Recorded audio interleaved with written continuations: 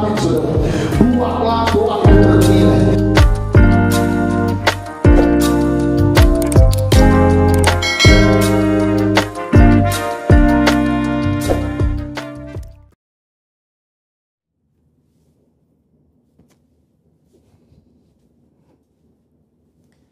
Shalom saudara, saya berdoa kita semua baik dalam lindungan Tuhan.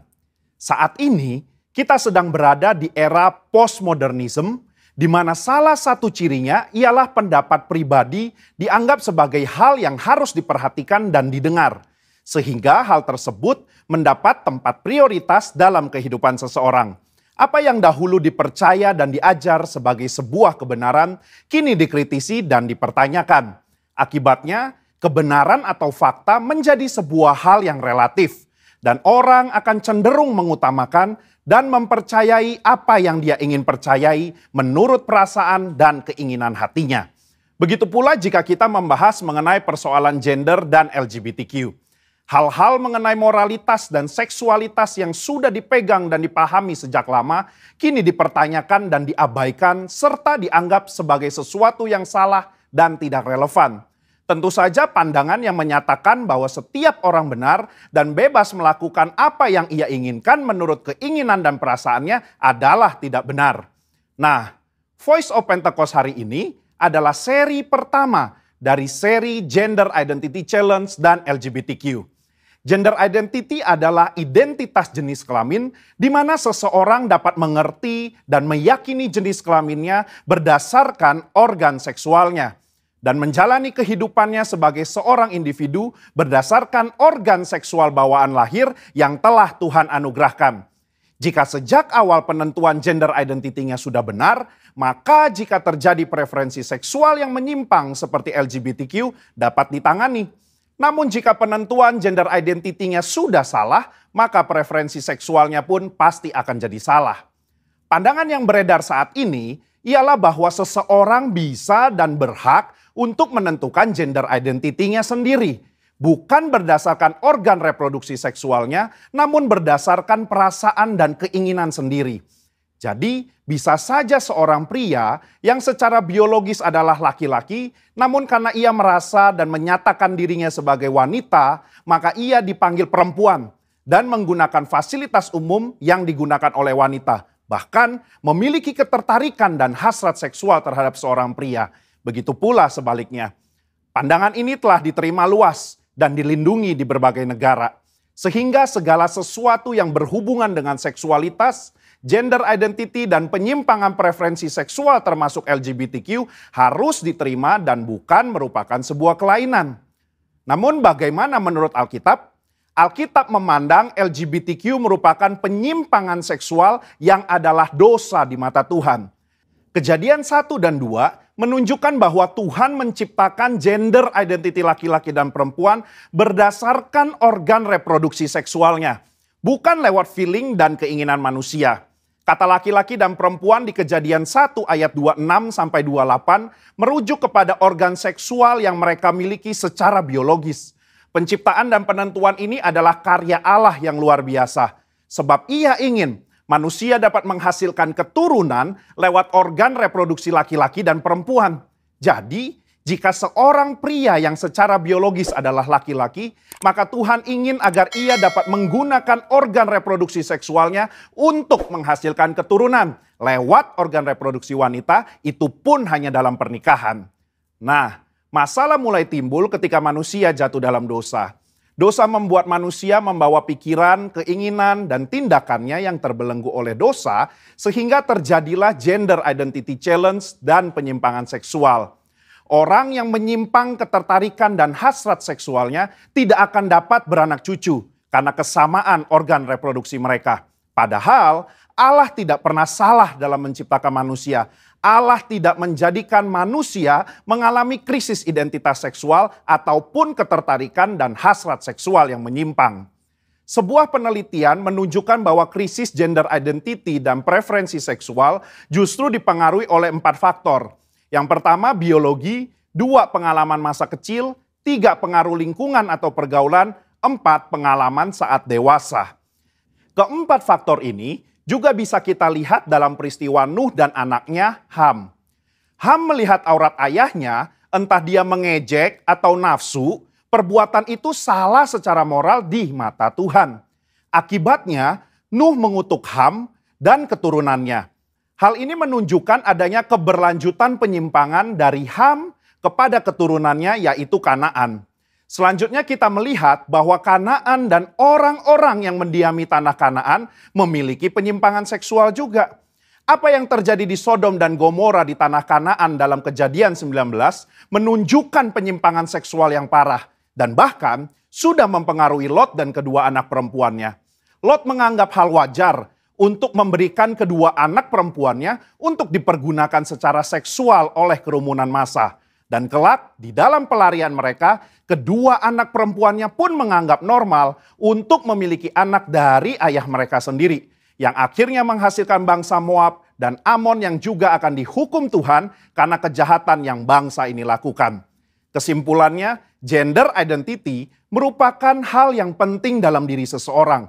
Di mana gender identity tidak ditentukan lewat perasaan dan keinginan hati, melainkan lewat organ reproduksi seksual yang telah Tuhan berikan saat seseorang dilahirkan.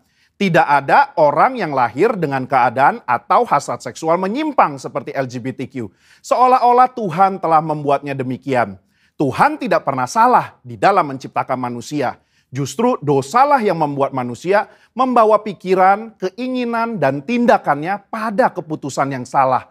Maka dari itu, diperlukan kemampuan dan keputusan yang tegas dalam memahami dan meyakini gender identity seseorang sedari awal kehidupannya. Sehingga di kemudian hari, ia tidak masuk dalam penyimpangan seksual seperti LGBTQ. Saudara, untuk penjelasan lengkapnya dari tim teologi kami, silakan klik link yang ada di atas atau scan QR Code yang tersedia. Salam integritas, Tuhan Yesus memberkati.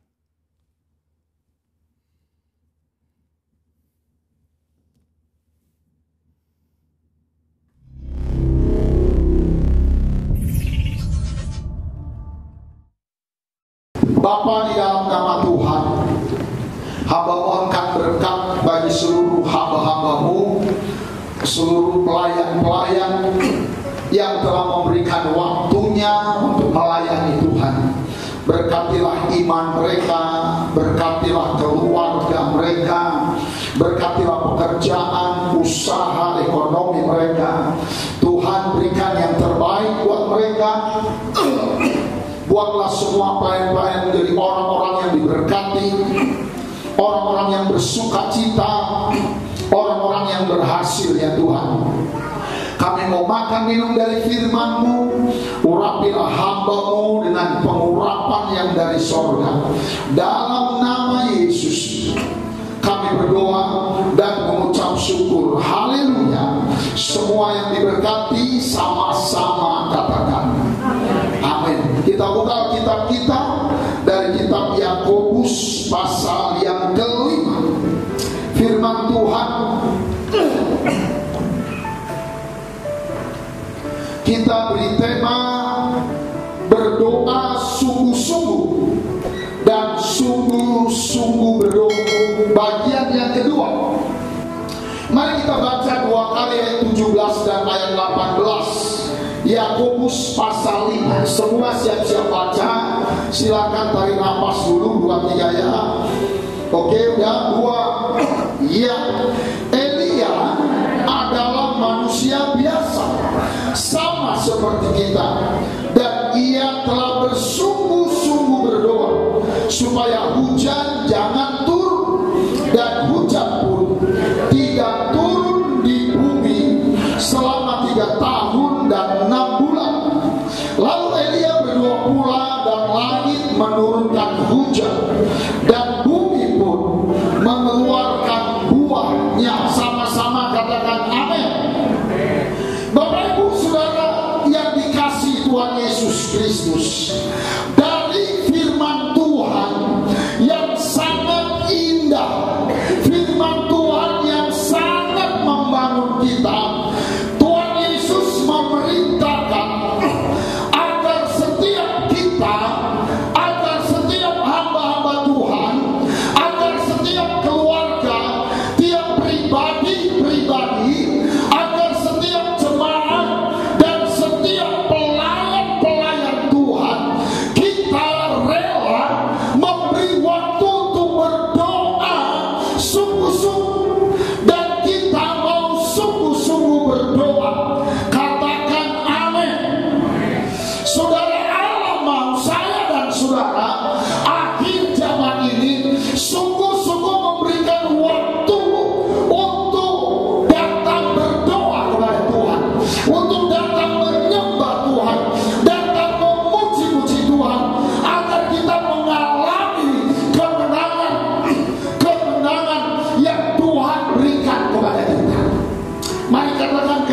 kepadanya. Yuk kita berdoa. Yang kedua, kenapa kita harus berdoa, saudara? Karena Tuhan memberi berkat kepada kita. Ketika kita berdoa, waktu kita bekerja, Tuhan memberi kita berkat dan upah. Waktu kita berdoa, Tuhan memberi kita berkat. Jadi kalau kita berdoa dan kita bekerja, kita dapat dua berkat. Itu yang disebut orain labora. Saudara, kalau pekerjaanmu bagus, dengarlah baik. Allah mau kau kasih waktu berdoa. Karena salah satu cara Tuhan memberkati anaknya adalah dengan kita berdoa sungguh-sungguh kepada Tuhan. Mari kita baca sekali lagi Ibrani 11 ayat 6c. Tapi kita baca semua. Ibrani 11 semua baca. Tetapi tanpa iman tidak mungkin orang berkenan kepada Allah. Sebab barang siapa berpaling kepada Allah, dia harus percaya bahwa Allah ada. Katakan amin. Terus kita baca bagian C-nya, apa katanya? Dua, ya. Dan bahwa Allah memberi upah, memberi berkat kepada orang yang sungguh-sungguh berdoa mencari Dia. Katakan amin. Sampai mau diberkati. Pak, berilah waktu berdoa. Itu ibu, berilah waktu berdoa. Itu yang Tuhan mau dari kebenaran ini. Supaya supaya kita semua, seluruh pelayan-pelayan setia berdoa. Dan Alkitab katakan, ketika kita berdoa, maka Tuhan memberi kita upah, memberi kita berkat, sungguh-sungguh berkat yang dari Tuhan. Kita lihat lagi Lukas 18 ayat 1 dan ayat 7. Ya, Tuhan Yesus mengatakan satu perumpamaan kepada mereka untuk menegaskan bahwa mereka harus selalu berdoa dengan tidak jemu-jemu. Artinya mereka harus selalu berdoa dengan sungguh-sungguh. Katakan amin. Ayat 7. Semua ya, tidakkah Allah akan membenarkan orang-orang pilihannya, pelayan-pelayan pilihannya yang siang malam berseru berdoa kepadanya? Dan adakah Ia mengulur-ulur waktu sebelum menolong mereka? Katakan amin, saudara. Di masa sulit ini, di masa sukar ini, baik pun kita diberkati atau tidak, saudara, dengar baik. Alkitab katakan, relakanlah hatimu untuk berdoa sungguh-sungguh kepada Tuhan. Yang mengerti katakan amin. Saudara, sama seperti Tuhan memberkati Elia, sama seperti Tuhan memberikan banyak pertolongan kepada Elia di masa sukar. Elia mengalami kesukaran 3 tahun 6 bulan. Itu bukan kesukaran yang pendek, saudara. Saudara, Tuhan akan memberkati saya, Tuhan akan memberkati saudara, Tuhan akan memberkati rumah tanggamu, Tuhan akan memberikan mujizat-mujizat, memberikan kemurahan-kemurahan, asal kita mau berdoa sama seperti Elia berdoa. Berdoalah sungguh-sungguh dan sungguh-sungguhlah berdoa. Katakan amin. Sama seperti Tuhan menolong Elia, seperti Tuhan memelihara Elia, memelihara pelayan-pelayan Tuhan. Ombak jaga simpan 150. Ketika Elia sadar, Tuhan bilang ada 6.000 orang-orang yang takut Tuhan yang disimpan oleh Tuhan. Amin, saudara. Semua pelihara. Saya percaya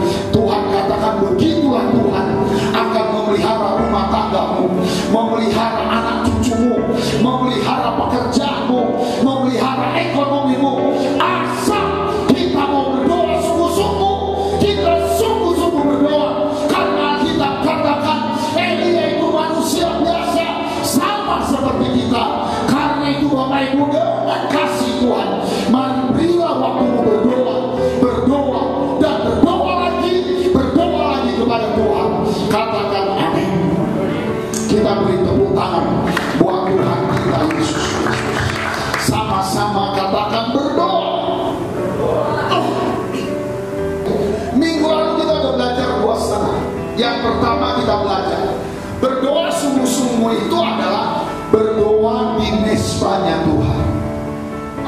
Berdoa di mesbahnya Tuhan itu sama dengan berdoa di gereja, di rumah Tuhan. Katakan amin. Daud berkata, Yesus berkata, cintaku akan rumahmu menghanguskan hatiku, membuat aku bergetar kalau ingat rumahmu. Mazmur 84 kita baca sekali lagi ayat 11. Katanya satu hari kita berdoa di rumah Tuhan itu jauh lebih indah dari 1000 hari di tempat lain. Kenapa kita harus mau berdoa di rumah Tuhan? Belajar meninggalkan rumah kita, meninggalkan pekerjaan kita. Kita datang ke rumah Tuhan, kita datang ke bait suci, kita cari ruangan, kita berlutut, kita bernyanyi, kita menyembah. Karena doa itu adalah barang yang mahal.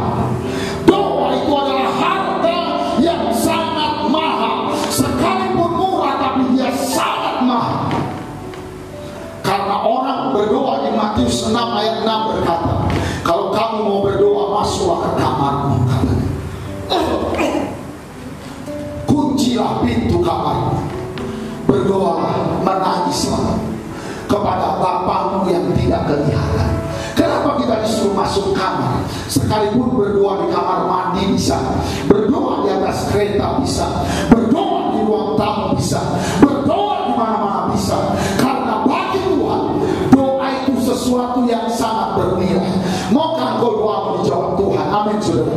Buatlah doa itu bernilai. Yang pertama, doa yang bernilai adalah Tuhan katakan berdoalah di gereja, di bait suci. Bapak-bapak, ibu-ibu, mari sisihkan waktumu minimal seminggu 2 kali. Selain hari Minggu, minimal seminggu 2 kali atau seminggu sekali. Selain hari Minggu, datang ke gereja berdoa. Katakan amin, saudara. Itu sebabnya semua yang membangun gereja diberkati Tuhan. Semua yang merusak gereja pasti dikutuk Tuhan. Kenapa? Karena gereja itu adalah bait suci, itu rumahnya Tuhan. Katakan amin. Hilangkanlah dari hati kita menganggap doa di rumah dengan doa di gereja sama saja. Itu tidak sama. Mari kita baca sama Mazmur 84 ayat 11 kan. Dua semua baca ya, sebab lebih baik 1 hari di pelataran daripada 1000 hari di tempat lain. Lebih baik berdiri di ambang pintu rumah Allah daripada diam di kemah-kemah orang fasik. Katakan amin. Jadi doa yang sungguh-sungguh, pertama doa di gereja. Bisa bilang amin? Halo, sekali lagi saya bilang amin. Kita katakan doa sungguh-sungguh, doa di gereja. 2, 3 ya. Belum semua, 2, 3 ya. Doa sungguh-sungguh adalah berdoa di gereja. Yang kedua kita belajar, doa yang sungguh-sungguh adalah doa yang diulang-ulang, bukan bertele-tele. Beda bertele-tele, beda diulang-ulang. Bisa bilang amin? Ulangi lagi. Siang naikkan lagi doa yang sama, sore naikkan lagi doa yang sama. Sampai kapan? Sampai doa itu dijawab oleh Tuhan. Biasanya Tuhan izinkan sampai permohonan doa itu masuk di hati, sampai permohonan doa itu ada di pikiran, ada di jiwa, sampai permohonan doa itu jadi mimpi, jadi visi, jadi harapan kita, sampai permohonan doa itu menguasai hidup kita. Setelah itu maka iman kita kuat, lalu Tuhan kabulkan. Tapi kenapa banyak orang kalah selalu? Karena dia tidak mau mengulang-ulang doa. Udahlah, kalau Tuhan kasih ya kasih, kalau enggak tidak gitu kawan. Berdoalah berulang-ulang. Kalau engkau ingin disembuhkan Tuhan, hari ini kumohon sembuhkan aku. Malam nanti bilang Tuhan, kumohon sembuhkan aku. Alkitab katakan orang yang berseru-seru siang dan malam pasti dikabulkan Tuhan. Untuk 2 topik ini mari kita beri tepuk tangan yang meriah kepada Tuhan. Sama-sama katakan amin. Yang ketiga,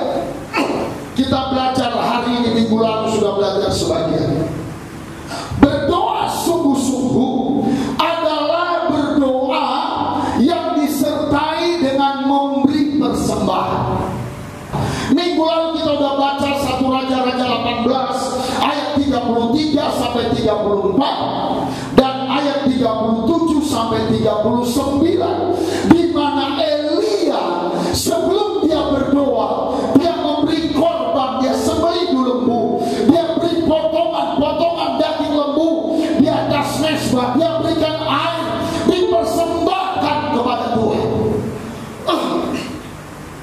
Saudara, Alkitab menjelaskan, berilah persembahan kepada Tuhan. Katakan amin. Lihat wajah Bapak. Maukah Bapak Ibu, kita semua, visimu dikabulkan Tuhan? Maukah engkau pergumulanmu dikabulkan Tuhan? Pergumulanmu dijawab Tuhan. Dengar baik, belajarlah buat visi, buat mimpi yang mau kau capai, kau doakan dan berikan persembahan kepada Tuhan. Tuhan sangat senang ketika kita punya kerinduan. Misalnya kita bilang, Tuhan, aku rindu jualanku ini diberkati Tuhan, aku rindu laris Tuhan. Kemudian kau berikan ucapan syukur sebagai korban kepada Tuhan. Doa itu akan sangat berbeda. Bisa bilang amin, saudara. Misalnya kita sakit, kita rindu ada kesembuhan mujizat, kita doa sungguh-sungguh, kemudian kita beri persembahan kepada Tuhan. Dan persembahan yang diberikan kepada Tuhan itu selalu diberikan lewat dua cara. Pertama lewat gereja, kepada gereja, dan kedua kepada hamba Tuhan. Kenapa? Karena hamba Tuhan itu adalah ambasadornya Tuhan. Tuhan katakan, barang siapa mengasihi hambaku, dia mengasihi aku. Barang siapa menolak hambaku, dia menolak aku. Barang siapa memberkati hambaku, dia memberkati aku, kata kita. Saudara, apapun yang saudara kumpulkan, buat anak-anak gadis, anak-anak muda yang punya visi besar, punya mimpi besar, belajarlah memberi persembahan. Didoakan, ya sudah cocok, tapi doa sungguh-sungguh. Setelah didoakan, berilah persembahan kita kepada Tuhan Yesus Kristus. Kemudian yang kedua, saudara, belajar setia memberi persepuluhan kepada Tuhan, memberi persembahan persepuluhan kepada Tuhan. Katakan amin, saudara. Saudara dikasih Tuhan, salah satu warna iman orang yang percaya pada Tuhan itu dia setia memberi persepuluhan. Persepuluhan itu bukan karangan pendeta, bukan karangan gereja. Itu tidak ada di anggaran dasar gereja. Itu ada di Alkitab, saudara. Saudara, maukah nasib kita diubah Tuhan? Belajarlah memberi persepuluhan dengan benar, memberi persepuluhan dengan jujur, dengan sungguh-sungguh kepada Tuhan, dengan setia kepada Tuhan. Katakan amin. Nah, kita beri tepuk tangan dulu buat Tuhan. Saudara, persepuluhan itu satu korban yang menunjukkan kita sungguh-sungguh percaya kepada Tuhan, kita percaya kepada firman Tuhan.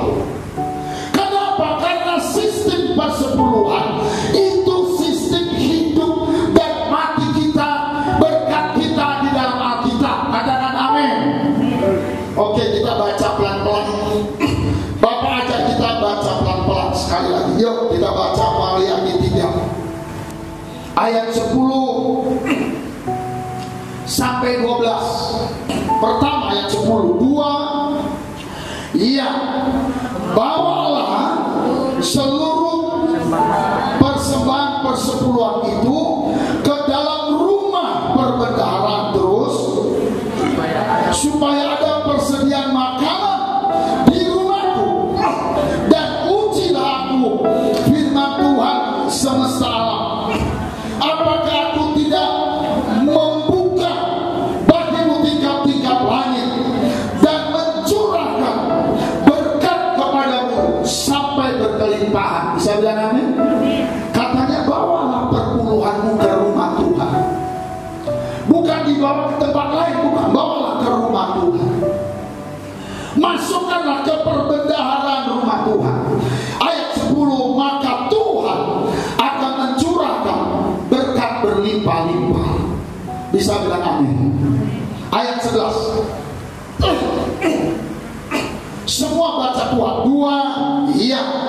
Aku akan menghardik bagimu atau dari keluarga belalang belahan, supaya jangan dihabisinya hasil tanam, supaya jangan pohon anggur di padang tidak berbuah bagimu. Firman Tuhan semesta alam. Katakan amin, saudara. Katanya supaya belalang belahan, kuntum-kuntum sia-sia, kehilangan tipu muslihat itu dibuang oleh Tuhan. Bisa bilang amin, saudara. Bawalah persepuluhanmu supaya pohon anggur itu sukacita, ucapan syukurmu itu berbuah. Pelayananmu, pekerjaanmu sederhana diberkati oleh Tuhan. Kalau ada belalang diusir oleh Tuhan, bukan kita tapi Tuhan. Kita tidak kenal yang mana belalang tetapi Tuhan kenal. Ayat 12 kita baca sama. 2, ya, maka segala bangsa akan menyebut keluargamu berbahagia, sebab kamu ini akan menjadi rumah atau negeri atau keluarga kesukaan. Firman Tuhan semesta alam. Katakan amin. Siapa yang mau keluarganya jadi rumah kesukaan Tuhan? Bisa bilang amin, saudara. Berilah perpuluhanmu. Aku akan dikatakan keluargamu akan berbahagia, akan diberkati Tuhan dengan banyak. Saudara, perpuluhan itu bukan hanya di Maliaki dan di Perjanjian Baru. Mulai Adam dan Hawa sudah diajarkan untuk memberi persepuluhan. Kita lihat ada Kejadian 3 ayat 3. Kita baca mulai ayat 2, 3, dan 4. Mari kita baca ayat 2. 2, ya. Lalu saut perempuan itu kepada ular itu, semua baca, buah pohon-pohonan dalam taman ini semua boleh kami makan. Semua boleh, seluruh berkat apa aja boleh kami makan. Berkat dari kerja, jualan, dikasih berkat, semua boleh. Ayat 3, 2, 3 ya. Tetapi tentang buah pohon yang ada di tengah-tengah taman, Allah berfirman, janganlah kamu makan atau raba buah itu, nanti kamu mati. Jadi, dan semua berkat boleh dimakan, tapi ada berkat pohon yang di tengah-tengah. Hamba Tuhan banyak berkata, itulah perpuluhan, jangan kau makan. Semua gajimu makan, tapi perpuluhan jangan kau makan. Kalau kita makan, kenapa? Ayat 4. Ayat 4 kita baca sama, 2, 3 ya. Tetapi ular itu berkata kepada perempuan itu, sekali-kali kamu tidak akan mati. Selalu kita ditipu oleh iblis. Nggak usah kau makan aja, lumayan kan? Berapa perpuluhan? 75.000. Kau beli sabun dan sampo, lumayan kan? Berapa perpuluhan? 200.000. Itulah kau kasih ke gereja. Aku bodoh. Nggak apa-apa. Nggak ada itu belalang-belalang. Tapi kita nggak sadar, kita ditipu orang, kita ditokoi orang. Saudara, sejak zaman Adam, Tuhan udah suruh yang di tengah-tengah itu perpuluhan dan seluruh berkat-berkat. Jangan kau makan, jangan.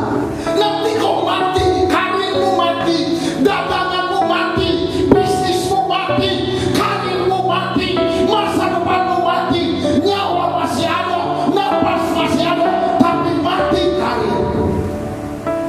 Maukah kita diberkati Tuhan? Bisa bilang amin, saudara. Bapak-bapak, ibu-ibu, diberkati Tuhan. Mari beri persepuluhan. Doa sungguh-sungguh berdoa dengan memberikan persembahan kepada Tuhan. Katakan amin. Kita bilang, kayaknya toko kita ini udah pasnya, udah cat, udah di pojok sana, pojok sini, iklan merek udah ada. Kita pakai pewangi, orang datang kita kasih minum aqua segelas gratis. Tapi kok belum habis ya? Tuhan nasihatkan kalau kau berdoa membinesbah Tuhan, waktu kau berdoa Tuhan ingatkan ada yang mengganjal, kau tinggalkan itu korban. Tuhan ada kan? Bereskan lagi, cobalah kau bereskan. Kau bilang Tuhan, ampunilah. Itulah sebabnya kami mati. Karena seperti Hawa berkata, Hawa udah ngomong, Tuhan udah ngomong, semua boleh kami makan, berkat apapun, kecuali satu, berkat perpuluhan, nggak boleh kami makan. Kalau kami makan, kata Hawa, kata kami mati. Jangankan makan, raba pun tidak boleh, sentuh pun tidak boleh. Saya dengan ibu gembala, cuma itu aja nasihatku, mama sederhana saja. Mau besar, mau kecil, berkat yang kau dapat. Jangan coba-coba makan. Aku bilang kalau kau mau makan perpuluhan, ingatlah wajahku, ingatlah wajah anak-anakmu, ingatlah wajah jemaat-jemaat yang berdoa, berpuasa, menangis, mohon berkat Tuhan. Amin saudara. Tapi ada perjanjian yang kita tidak ikuti. Itu pertama. Yang kedua, Abraham. Kita lihat Kejadian 14 ayat 17 sampai 20. Kita baca 17 sampai 20 sama-sama. Dua, ya. Setelah Abraham kembali dari mengalahkan Kedorlaomer dan para raja yang bersama-sama dengan dia, maka keluarlah raja Sodom menyongsong dia ke lembah Syawe, yakni lembah raja. Melkisedek, raja Salem, raja Yerusalem, raja sorga, membawa roti dan anggur. Itulah perjamuan kudus seperti hari ini. Saudara, terus kita baca. Ia seorang imam Allah yang maha tinggi. Itulah Tuhan Yesus sendiri. Ayat 19. Lalu Melkisedek memberkati Abraham. Katanya, diberkatilah kiranya Abraham oleh Allah yang maha tinggi, pencipta langit dan bumi. Itulah Melkisedek. Ayat 20 kita baca 2-3 ayat. Dan terpujilah Allah yang maha tinggi, yang telah menyerahkan musuhmu ke dalam tanganmu. Baca sama-sama. Lalu Abraham memberi kepadanya 1/10 dari semuanya. Bisa bilang amin. Itu sebabnya banyak keluarga-keluarga bawa persepuluhan biasanya di minggu pertama, karena ada perjamuan kudus. Tetapi saudara, tiap-tiap minggu bawa persepuluhanmu kepada Tuhan. Abraham setelah dia bisa mengalahkan semuanya, dia memberi persepuluhan. Kenapa Abraham menang melawan 5 raja? Dia hanya satu keluarga, karena Abraham berdoa sungguh-sungguh dengan memberi persepuluhan kepada Allah. Maka tangan Allah, Alkitab katakan, keluargamu akan menjadi keluarga kesukaan Tuhan. Kita rindu gereja kita GBI Bethlehem Tagal menjadi gereja kesukaan Tuhan. Bukan karena kita mewah, bukan karena kita punya rumah gedung, bukan karena kita punya mobil mewah. Mungkin kita jalan kaki, dan kalau hujan pun kita tak punya payung, saudara. Tapi kata Alkitab, aku suka dengan rumahmu. Kenapa? Karena kemuliaan Tuhan ada di situ. Katakan amin, saudara. Mungkin kita nggak makan babi panggang karena babi lagi mahal, lagi menter. Kita makan tahu dan tempe, tapi Tuhan suka dengan kita. Sekalipun berkat kita tahu dan tempe, perpuluhannya kita kasih kepada Tuhan. Mungkin berkat kita keju dan saksa, tapi itu pun kita kasih perpuluhan kepada Tuhan. Tuhan suka dengan kita. Kemurahan demi kemurahannya akan selalu diberikan. Katakan amin. Yang berikut contohnya, ya, tadi pertama siapa? Adam dan Hawa. Akhirnya Adam dan Hawa dibuang dari Taman Eden. Kedua, Abraham. Ketiga, ya, Keluaran 28. Kejadian 28 ayat 20 mulai sampai 22. Ini Yakub waktu dia betul-betul susah untuk pertolongan. Mari kita baca sama. ayat 20. Mulai 19 saya. 2:19. 2. Ya, ia menamai tempat itu Gereja Betel. Dahulu namanya Luz. Jadi GBI dulu apa? Luz, GBI. Jadi menamai tempat itu apa? Betel. Artinya rumah Tuhan. Ayat 20. 2. Ya, lalu bernasarlah Yakub, jika Allah akan menyertai dan akan melindungi aku di jalan yang kutempuh ini, memberikan kepadaku roti untuk dimakan dan pakaian untuk dipakai. Jadi kalau kita dikasih makan, ada baju, haleluya, bisa bilang amin. Nggak dimintanya kalau dikasih rumah 2 tingkat, dikasih mobil yang rodanya 5. Ada mobil rodanya 5, ada ikut servisnya. Nggak itu, asal aku dikasih makan, punya baju, nggak dibilangnya baju baru. Kita baca terus. Ayat 21, 2. Ya, sehingga aku selamat kembali ke rumah ayahku, maka Tuhan akan menjadi Allahku. Mudah-mudahan kita semua selamat lewat musim corona ini. Bisa bilang amin. Kita baca sekali lagi ayat 21 dan 22. 21, 2. Iya, sehingga aku selamat kembali ke rumah ayahku, maka Tuhan akan menjadi Allahku. 22. Dan batu yang kudirikan sebagai tubuh ini akan menjadi rumah Allah, dan dari segala sesuatu yang kau berikan kepadaku akan selalu kupersembahkan 1/10 kepadamu. Katakan amin. Jadi orang kasih perpuluhan bukan karena kaya, bukan karena dapat untung besar, bukan karena dia berada di toke, bukan. Bapak Ibu, kita sedang salah kalau kita berpikir tunggu aku kaya baru kasih perpuluhan, nantilah kalau aku punya berkat banyak. Bukan. Saudara, kita kasih perpuluhan kalau kita selamat. Bisa bilang amin. Kita ditolong Tuhan. Itu satu mujizat yang sangat luar biasa. Elia berdoa sungguh-sungguh. Doa sungguh-sungguh itu doa yang disertai dengan korban persembahan. Satu contoh lagi itu Ayub. Siapa mau diberkati di sini? Anak-anak muda, mahasiswa, nggak bisa, siapa mau jadi toke? Yang beriman jadi toke, angkat tanganmu. Tuhan mengabulkan. Amin, saudara. Kita baca Ayub. Ini tidak perlu.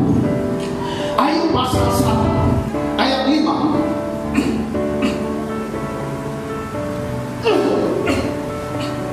Kita baca sama 2 ayat 5.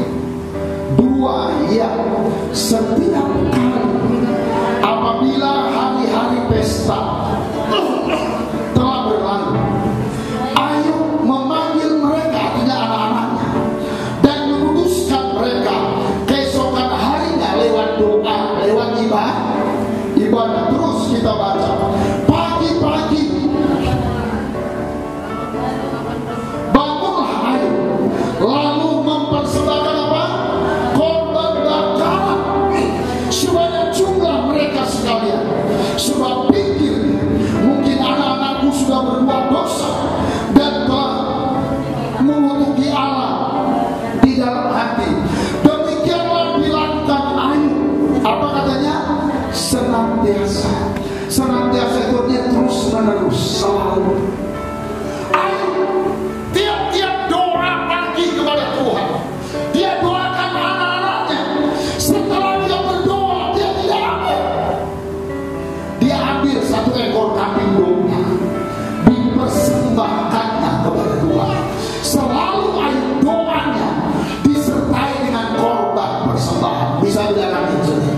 Itu sebabnya belajarlah tiap kau berdoa, apa yang kau harapkan pada Tuhan.